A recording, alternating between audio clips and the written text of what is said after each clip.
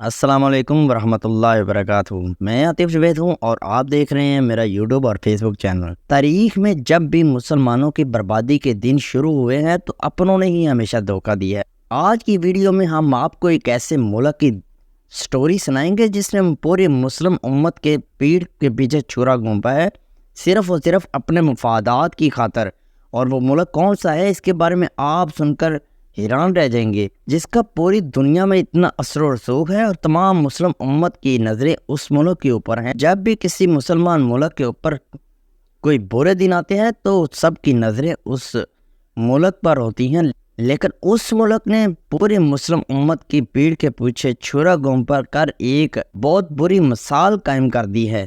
میرے چینل سے جڑے رہنے والوں کے لیے خوش آمدید۔ اگر آپ بھی چینل پہ نیو ہیں تو چینل کو پلیز سبسکرائب کر دیں۔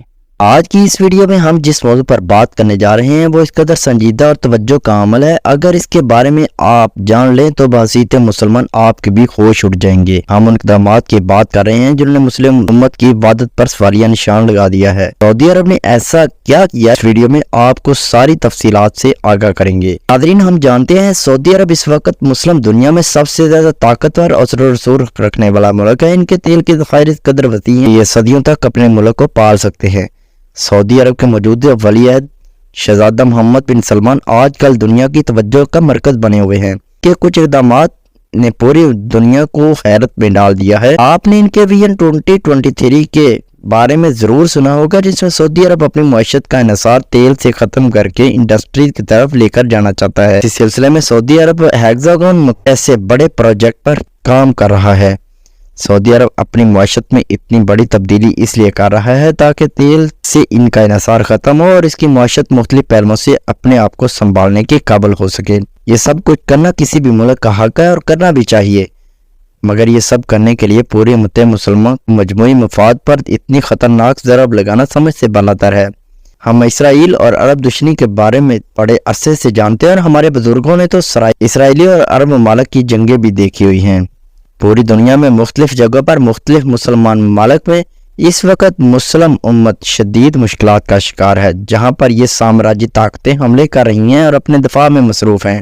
ماضی میں ایسی ہی ایک مثال چیچنیا کی تھی، اور ابھی ماضی قریب میں ہی آپ نے بوسنیا کی مثال بھی دیکھی ہوگی۔ اس وقت مسلم دنیا کی سب سے بڑی مثال فلسطین کی ہے، جو تقریباً 70 سال سے حالت جنگ میں ہے، اور اسرائیلی فوج وہاں پر ظلم کرنے کا کوئی موقع بھی ہاتھ سے نہیں جانے دیتی۔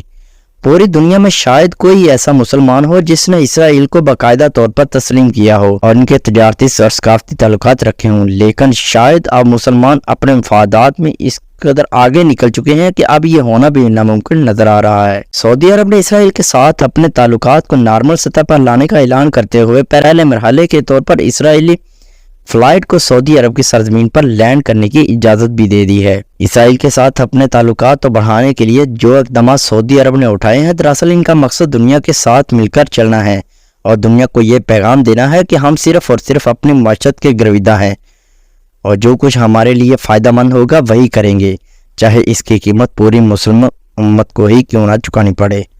مسلم دنیا کا سب سے طاقتور ملک ہونے کے باوجود سعودی عرب نے یہ اقدامات اٹھائے ہیں۔ حالانکہ اگر سعودی عرب چاہتا تو اس بات کو دنیا کے لیے بلیک میل پوائنٹ کے طور پر استعمال کر سکتا تھا۔ جب تک فلسطین میں امن قائم نہیں ہو جاتا تب تک اسرائیل کے ساتھ بالکل کسی قسم کے تعلقات نہیں رکھیں گے، لیکن سعودی عرب نے ایسا کچھ نہیں کیا۔ اسرائیلی وزیر اعظم ناتن یاہو نے میڈیا پر آ کر اس بات کی تصدیق کر دیجیے اور یہ بھی کہا ہے کہ آئندہ آنے والے سالوں سعودی عرب کے ساتھ تعلقات نارمل کرنے پر کام کریں گے اور چاہیں گے ہمارے درمیان تعلقات مزید بڑھے۔ یعنی یہ ان کی طرف سے تو صاف واضح اعلان ہے کہ ہم نے سعودی عرب کو اپنے ساتھ ملا لیا، اور باقی مسلم دنیا کو یہ پیغام دے رہے ہیں کہ اگر انہوں نے ہمیں تسلیم نہ کیا یا ہمارے راستے میں آئے تو ان کے ساتھ اچھا سلوک نہیں کیا جائے گا، کیونکہ ظاہر ہے کہ مسلم دنیا کے طاقتور ملک نے اس وقت مفادات کی خاطر اسرائیل سے ہاتھ ملا لیا ہے۔